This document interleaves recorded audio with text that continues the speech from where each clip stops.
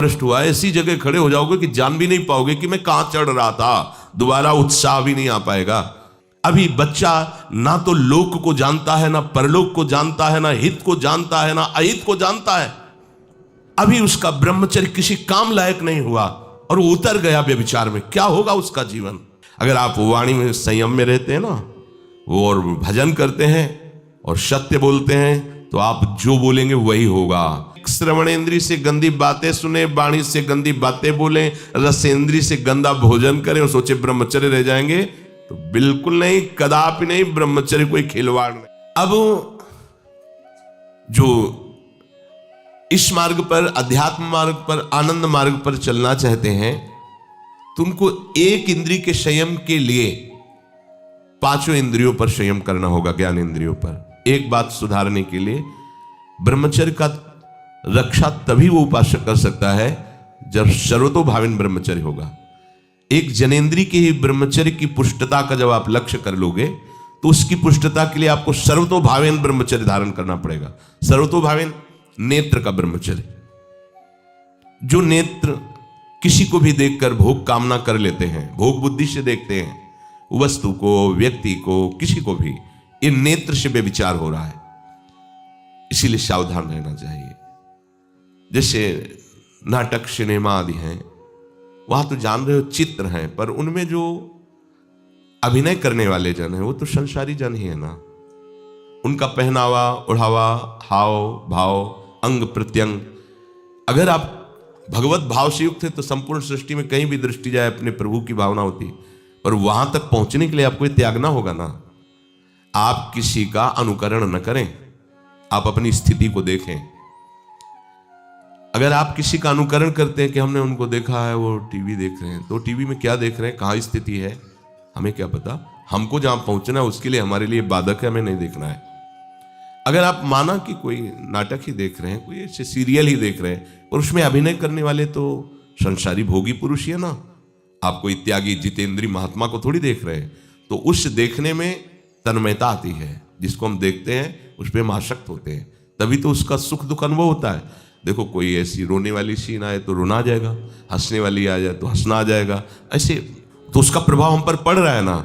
तो हम किसी के अभिनय करने वाले के अंग प्रत्यंग को देख रहे हैं और वो कामुक होकर कोई काम चेष्टा कर रहा है या कोई ऐसा, वो सारा का सारा मन कवर कर रहा है आपका, और एकांत होते ही फिर जो मन अपना मनमानी करवाएगा, आप नहीं सह पाएंगे। इसलिए नेत्र का ब्रह्मचर्य सबसे पहले शुरू कीजिए। आपको वो चीज नहीं देखनी, वो बात नहीं पढ़नी, वो दृश्य नहीं। श्रीमद् भागवत में वर्णन है, कोई पशु पक्षी भी मैथुन कर रहा हो, अचानक दृष्टि गई तो मानसिक प्रणाम करके दोबारा दृष्टि नहीं जानी चाहिए। इसीलिए लिखा है कि आप एक धनुष भूमि को देखकर, एक धनुष, इसमें किसी की हानि नहीं होगी, आपकी भी हानि नहीं होगी। आप एक धनुष भूमि देख करके ही चलिए। मतलब बहुत लंबी दूरी देखने की जरूरत नहीं है, बहुत दृष्टि उठा करके इधर उधर गर्दन हिलाने की जरूरत नहीं है। और जैसे कि कोई टक्कर मार सकता है, तो देखो जिनको प्रारब्धानुसार टक्कर लगनी होती है ना, वो चाहे जितनी सावधानी से चलो, वो प्रारब्ध आकर के दंड देता है। अन्यथा सीम की चाप सके को तासु बड़ रखवार रमापति जासु। आप जा रहे हो भगवत चिंतन करते हुए, तो प्रभु का नाम आपका पहरेदार अंग रक्षक है, कोई बाल भी बाका नहीं कर सकता। आपका प्रारब्ध यदि आया है, प्रभु से पास हो गया है कि आपको ये दंड मिलना चाहिए, फिर मिलेगा। आप निश्चिंत रहिए, निर्भय रहिए। प्रभु का जो विधान है वो मंगल करने वाला है। देखो, इतने बड़े महापुरुष पूज्य श्री राधा बाबा, श्री आद्याशक्ति भगवती की प्रसन्नता की आराधना कर रहे हैं, क्योंकि श्री कृष्ण हमारे पति हों, इस सिद्धांत की पुष्टता के लिए। और पैर फिसल जाता है, स्नान करने जाते हैं, खड़ाऊ पहने हुए थे और अंग टूट जाता है, दवा नहीं लेते, बांस की खिपचाल बांधकर पुनः अनुष्ठान में बैठते हैं। बलिहारी ऐसी सामर्थ्य की, ये भागवतिक प्रारब्ध ऐसे महापुरुषों को भी दंड दे देता है। देखो ना, ऐसे महापुरुष जो ऐसी ऊंचाई पर पहुंचे हैं और इतने भागवत भजन में नियम निष्ठ हैं, उनको भी प्रारब्ध दंड दे रहा है शरीर को। तो अपने को इससे निश्चिंत हो जाना है। जो होना है उसे रोक नहीं सकते, जो नहीं होना उसे कोई कर नहीं सकता। अपने आराध्य देव के चिंतन में ज्यादा नेत्रों को इधर उधर दौड़ाने की जरूरत नहीं है। नेत्र का ब्रह्मचर्य, फिर वाणी का ब्रह्मचर्य। बहुत बड़ा प्रभाव पड़ता है इससे। यदि आप जबान से अश्लील बातें, गंदी बातें, कामुक बातें करेंगे तो आप ब्रह्मचर्य रह ही नहीं सकते। अगर आप वाणी से परस्पर शरीर आकर्षण वाली बातें करेंगे, बट उसको देखा तुमने क्या, बस आप गए। चाहे वो स्त्री शरीरधारी साधक हो या पुरुष शरीरधारी, परस्पर आकर्षण संबंधी यदि वाणी खुली आपकी, तो वाणी के व्यभिचार से आपका जनेंद्री का व्यभिचार प्रारंभ हो जाएगा। आप रोक नहीं सकते, नहीं रोक सकते। इसलिए वाणी से भी कोई ऐसी वार्ता न कीजिए जिससे आपके अंदर काम वेदना बढ़े। श्रवणेंद्री का, कान से गंदी बातें, व्यभिचार की बातें, कामुक बातें सुनना जिससे हमारे हृदय में कामना जग जाए, बिल्कुल नहीं। भले वो किसी को लेकर टीका टिप्पणी की जा रही हो, देखो वो साधक है, उसको हमने देखा वहां ऐसे देख रहा था, वैसे कर रहा था, वो तो आपको समझ में आ रहा है कि किसी साधक की बात कर रहे हैं, वो तुम्हारे नाश के लिए उपाय कर रहे हैं जो आपको ऐसी बात बता रहे हैं। क्यों? क्योंकि आप भी तो साधक हैं। श्रवणेंद्री का व्यभिचार हो रहा है। आराध्य देव के सिवा और कोई बात कान से सुनना उसे व्यभिचार कहते हैं। इसलिए महाप्रभु कहते श्रवण फूटो जो अन सुनो। ऐसा हमारा अगर कान कुछ और सुने तो फूट जाए, नेत्र कुछ और देखें तो ये नेत्र नष्ट हो जाए, वाणी कुछ और बोले तो मुख हो जाए। हमारी श्रवणेंद्री का व्यभिचार नहीं होना चाहिए। धर्म की बात, अपने आराध्य देव की बात, शास्त्र सम्मत बात हम श्रवण करें। अन्यथा अगर कोई ऐसा मित्र है या हमारा साथ में रहने वाला है, कोई किसी भी साधक को लेकर बात कर रहा है, तो भी हमें कान में उंगली डाले नहीं। हम कोई ईश्वर थोड़ी कि हम किसी को संभाल लेंगे, हम अपने को नहीं संभाल पा रहे, हमारे सामने किसी की बात मत करो। ऐसी करना है तो प्रभु की चर्चा करो, अन्यथा मत करो। तो अगर आप श्रवणेंद्री का ब्रह्मचर्य, वाकेंद्री का ब्रह्मचर्य, नेत्रेंद्री का ब्रह्मचर्य और त्वगेंद्री का ब्रह्मचर्य, अनावश्यक किसी को स्पर्श मत करो।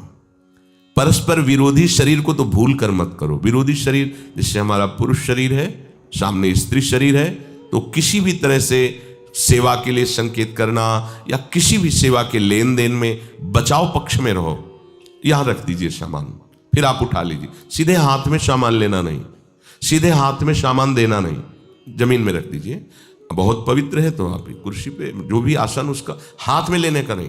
परस्पर विरोधी भाव वाले शरीरों का स्पर्श बिल्कुल निषेध है, किसी भी कारण से ना किया जाए। मान लीजिएगा ये बहुत आवश्यक है, यदि आप इसमें चूक कर गए तो धीरे धीरे आप फिसल के वहीं खड़े हो जाएंगे जहां से चढ़ना मुश्किल है। किसी भी साधिका को, किसी भी साधक को परस्पर लेन देन हाथ में नहीं करना चाहिए। मानो हमारी बात, आपको माला देनी है, चौकी पे विराजमान करो, हम उठा लेंगे। हमें कोई सामग्री, ये सामान रखिए, आप उठा लीजिएगा। कभी भी कोई भी परस्पर मुस्कुराहट, बातचीत, ऐसे कोई इशारे यदि दिखाई दे तो आप बचो और उसको बचाओ। साधक है, साधिका है, उससे गलती हो सकती है, आपसे भी गलती हो सकती है। आप सत्संग सुनते हैं, आपको लगा कि इसकी मुस्कुराहट, इसकी कुछ चेष्टा ऐसी दिखाई दे रही है जो हमारे अंदर कामुकता पैदा कर सकती है, उसको भी बचाओ और स्वयं बचो, तो भगवान आप पर प्रसन्न हो जाएंगे। वो देख रहे हैं अंदर की बात। साधक को बहुत सावधान रहने की आवश्यकता। ये इसको खिलवाड़ मत समझो, इसीलिए कह रहे हैं ये अध्यात्म है, ये परमार्थ है। आपको लगेगा नहीं कि क्या हुआ, मैं कहां भ्रष्ट हुआ, ऐसी जगह खड़े हो जाओगे कि जान भी नहीं पाओगे कि मैं कहां चढ़ रहा था, दोबारा उत्साह भी नहीं आ पाएगा। बात अच्छे से समझ लीजिए। तो हमारी त्वगेंद्री का व्यभिचार ना होने पावे, सहसा किसी का इस पर, किसी की भी अगर सेवा करने का सौभाग्य मिले, फिर उसमें ये प्रश्न नहीं होता। अगर कोई गिरा पड़ा है, भला ऐसी स्थिति में कि मुझे अत्यंत आवश्यक है उसे उठाना, अगर नहीं उठाते तो वो कष्ट पा रहा है, अचानक कोई गिर जाए, फिर हम ये नहीं देखेंगे, फिर ये हम सूत्र नहीं स्वीकार करेंगे कि अब हम तो ब्रह्मचारी हैं, अब हम खड़े खड़े देख नहीं। उसको अत्यंत आवश्यकता है हमारी। अब उस समय भूल गए अपने आप को और उसको उठा करके अगर हमें अस्पताल ले जाना, अस्पताल ले जाएंगे, जरूरत है हम उसकी सेवा करेंगे। सावधान, वो भगवत भाव से की हुई सेवा तुम्हारे अंदर आध्यात्मिक शक्ति पैदा करेगी, काम भावना नहीं पैदा करेगी। हमारी माँ बीमार हो और हमें उससे पता चला कि शौच कर दिया है, हमें शौचाना पड़े, हमें उसका मल धोना पड़े, तो क्या हमें काम जागृत हो जाएगा? क्या मेरी माँ है, हमारी बुद्धि कभी ऐसी नहीं होगी। आपका पिता है, आप लड़की हो, कोई दूसरा रह नहीं गया और वो बीमार है, आपको ऐसी क्या काम जागृत हो जाएगा? क्या अगर ऐसी सेवा में काम जागृत होता तो कोई नर्स ही अस्पताल में नहीं होती। हर सेवा उसको करनी होती है।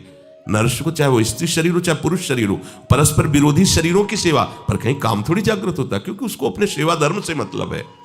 तो ये सेवा के समय इस सूत्र को न देखा जाए, पर ध्यान रखें अत्यंत आवश्यक जहां आपके सिवा नहीं हो सकता, वहां अगर हमें ऐसा अवसर मिलता है कि सेवा उससे हो सकती है तो हम पहले उसे प्रेरित करेंगे।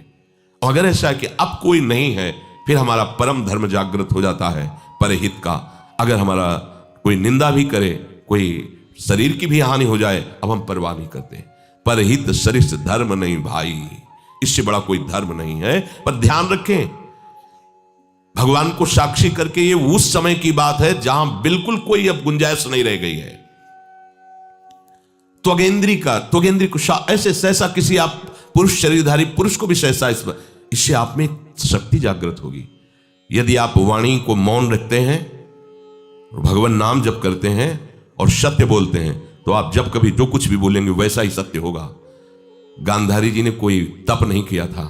जब सुना कि मेरा ब्याह धृतराष्ट्र से हो रहा है जो बाह्य नेत्र रहित है, उसी समय पट्टी बांध ली कि जब मेरा पति संसार को नहीं देख सकता तो मैं भी संसार को नहीं देखूं। जब मेरा पति मेरे रूप को नहीं देख सकता तो मैं भी किसी के रूप को नहीं देख, पट्टी बांध ली थी। जब महाभारत का युद्ध चल रहा था, बड़े बड़े वीरों को मार गिराया जा रहा था, गांधारी ने दुर्योधन से कहा, सुन, मुझे पता है कि भीम की गदा को तो झेल नहीं पाएगा, क्योंकि सबसे बड़ी बात भगवान का वरद हस्त उनके ऊपर है। दूसरी बात वो पवन पुत्र है, वो जब अपने आवेश में आ जाएगा तो तेरी सामर्थ्य नहीं कि उसकी गदा के प्रहार को तू सह सके, पर मैं तुझे शक्ति प्रदान करूंगी। मैं एक पतिव्रता हूं, आज तक कभी पति का वरण करने के बाद कुछ देखा नहीं है। मैं अपने नेत्रों की पट्टी खोलूंगी, तू नग्न होकर मेरे सामने आ जाना। मेरी दृष्टि पड़ते ही वज्र का शरीर तेरा हो जाएगा, किसी के सामर्थ्य नहीं कि तेरे उस अंगों को तोड़ सके।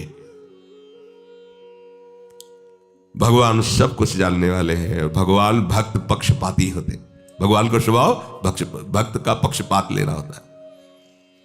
वो अपने महल से कॉरिडोर से जा रहा था गांधारी जी के पास, भगवान आ गए चट से, तो तुरंत उसने हाथ ऐसे लगा लिया, मुझे शर्म आनी चाहिए यार, तो हस्तिनापुर के सम्राट पद पर अभिषिक्त होने के लिए तैयारी कर रहा है, नंगे घूम रहा है गली में।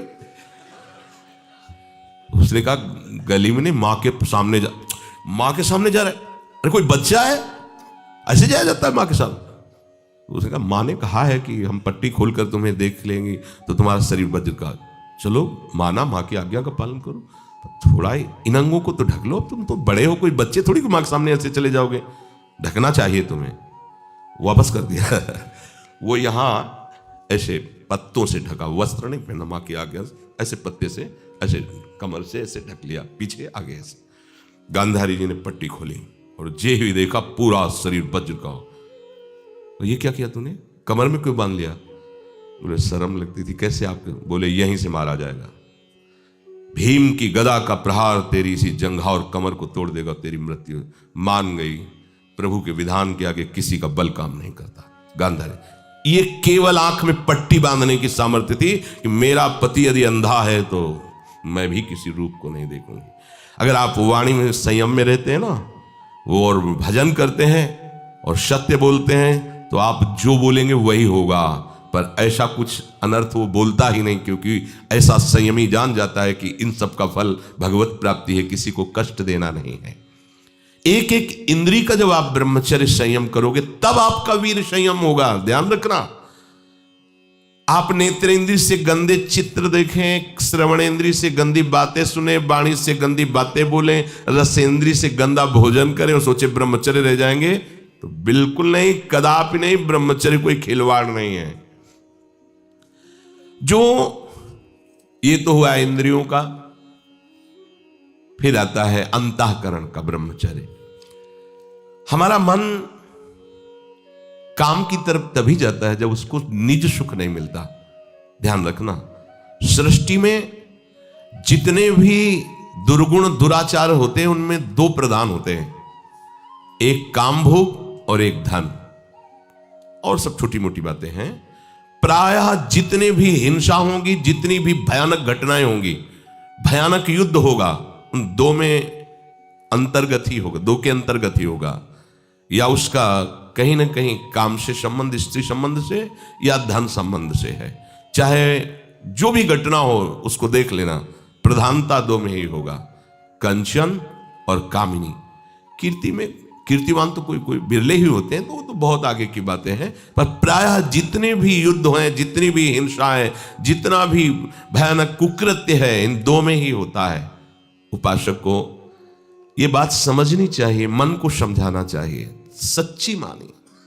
मतलब वाणी में शब्द नहीं होता इन बातों को बताने का, यदि कहीं मन को समझाना चाहिए। देखो, अपने लोग उपासक हैं,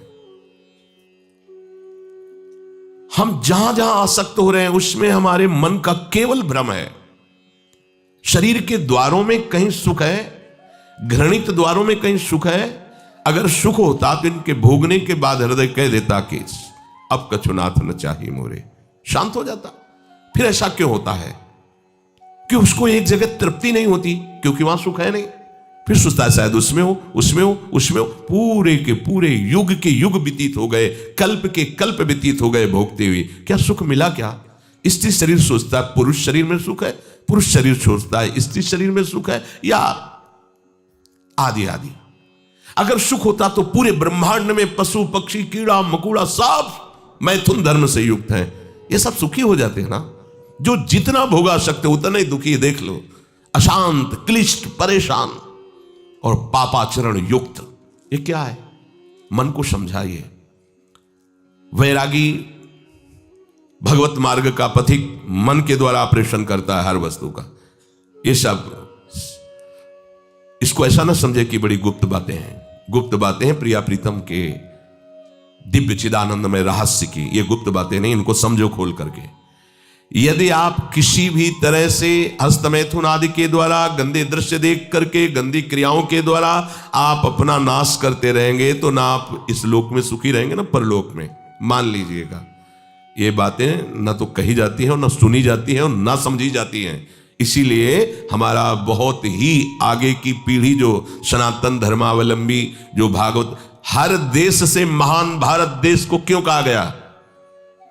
ऐसा भी है कि अन्य देश स्वीकार किया जाता है कि वो हमसे धनी है, स्वीकार किया जाता है कि वैज्ञानिक तत्वों में भी वो हमसे आगे हैं, पर भारत को महान धर्मशाली देश कहा गया है। कोई भी किसी भी देश का धर्म गुरु हो, हमारे देश में आएगा, हमारी ऋषियों के सूत्रों से ही अपने धर्म को पुष्ट करेगा। साप का मूल जड़ भारत धर्म का है। कहीं भी हो, कहीं भी देख लो, चाहे जिस देश का नाम लो, कहीं ना कहीं किसी भारत के ब्रह्म ऋषि की छाप लेकर के डोल रहा है। भारत भोग प्रधान देश नहीं है, भारत धर्म प्रधान देश है। यहां धर्म गुरुओं के द्वारा धर्म स्थापना करके चलाया जाता है। यहां आज जो हम समझ रहे हैं कि बाहरी परिपाटी हमारे भारत में आ जाए तो भारत आधुनिक और सर्वश्रेष्ठ देश माना जाएगा, कभी नहीं। भारत अपनी परिपाटी से चलता है, तब सब देशों के ऊपर राज्य करता है। किसी भी देश में न पतिव्रता मिलेगी न यति मिलेगा, ब्रह्मचर्य का कहीं नामो निशान नहीं मिलेगा। ये भारत देश में ही मिलेगा। यहां ब्रह्मचारी मिलेंगे, यहां सती मिलेंगे, यहां प्राणपण से धर्म का पालन करने वाले मिलेंगे। अब हमारे जो नई पीढ़ी है वो आधुनिकता को स्वीकार कर रहेगी। गर्लफ्रेंड, बॉयफ्रेंड, कौन सा रिलेशन है? Live in relation. ये हमारे कहीं किसी भी धर्म ग्रंथ में लिखा हो तो आप बता दीजिए। बाल्यावस्था से आज तक जितने भी धर्म ग्रंथों का स्वाध्याय हुआ, कहीं भी लिखा हो तो ये बोलो सर्वनाश का स्वरूप है कि नहीं है? अभी बच्चा ना तो लोक को जानता है, ना परलोक को जानता है, ना हित को जानता है, ना अहित को जानता है। अभी उसका ब्रह्मचर्य किसी काम लायक नहीं हुआ और वो उतर गया व्यभिचार में। क्या होगा उसका जीवन? क्या होगा जीवन? चाहे वो स्त्री स्वरूप में चाहे पुरुष स्वरूप में हो, क्या बिना संयम के ये पशुता के व्यवहार से किसी की ना लौकिक उन्नति होती है ना परमार्थिक उन्नति होती है। पर कौन सुनेगा? यही कहा जाएगा पुराने जमाने के शास्त्रों को केवल वर्णन कर रहे हैं, ये क्या जाने आधुनिक जमाने को। तो आधुनिक जमाने की दशा क्या, और यहाँ खोल करके देखो। कोई बात नहीं, दोस्त बनाना कोई बुरी बात नहीं, इस बात को हम मानते हैं। स्त्री शरीरधारी पुरुष शरीर को मित्र बना सकता है, कोई दोष नहीं। पुरुष शरीरधारी स्त्री को मित्र बना सकता है, कोई दोष नहीं। लेकिन मित्र का क्या कर्तव्य होता है? कुपंथ निवार सुपंथ चलावा, कुमार्ग से हटा करके सुपंथ में चलाना, उसकी समस्याओं को दूर करके उसको आनंद में से युक्त करना, उसको सहयोग करना, ना कि शोषण करना। दोस्ती कहते हैं उसके दुखों को मिटा करके उसको शांति और सुख के मार्ग में ले जाना। इसीलिए ये जो आधुनिकता बढ़ रही है, ये जो खान पान गलत हो रहा है, ये जो दर्शन गलत हो रहा है, तो इस जमाने में ब्रह्मचर्य ये केवल शब्द ही लिखा मिलेगा, जीवन में नहीं मिलेगा। नए नए बच्चे व्यसन कर रहे हैं, नशा कर रहे हैं, गंदे आचरण कर रहे हैं, क्या होगा? कैसे आगे कोई समझेगा शास्त्र क्या है, धर्म क्या है, बल क्या है? आज नवयुवक 16 से 28 के बीच में कोई ऐसा नहीं दिखाई देता है जिसमें आध्यात्मिक थोड़ा भी बल हो, काम क्रोध आदि सहने की सामर्थ्य हो। अपने बूढ़े माता पिता को थप्पड़ मार रहे हैं, बूढ़े माता पिता को गाली दे रहे हैं, बूढ़े माता पिता जिन्होंने खवा पिला के इतना बड़ा, उन्हें अनाथालय भिजवाया जा रहा है, उनको छोड़ दिया जा रहा है। आप विदेश घूम रहे हैं, उनके खाने की व्यवस्था घर में नहीं। क्या है ये? आज आधुनिक विद्या का ये प्रभाव है। विद्या विनयम ददाति, जो अपने वयोवृद्धों की सेवा नहीं कर सकता वो क्या विद्या पढ़ा? जो दूसरों की रक्षा नहीं कर सकता क्या विद्या पढ़ा? क्या विद्या का यही स्वरूप है दूसरे का शोषण करना? क्या विद्या का यही स्वरूप है कि शराब पीना, ड्रग्स का ये नशा करना? ये क्या विद्या सिखाती है? वो कहा जाता है आज तो आधुनिक विद्या बढ़ रही। मुझे लगता है संयम में रहना ही विद्या का वास्तविक स्वरूप है। अपनी इंद्रियों को संयम में रखना, अपने को संयम में रखना, बुजुर्गों का, गुरुजनों का, शास्त्र का, भगवान का भय रखना हृदय में। ऐसा नहीं, आप तभी निर्भय हो पाओगे यदि शास्त्र का भय नहीं, भगवान का भय नहीं, धर्म का भय नहीं, तो फिर आप वहां पहुंच जाओगे जहां भय ही भय।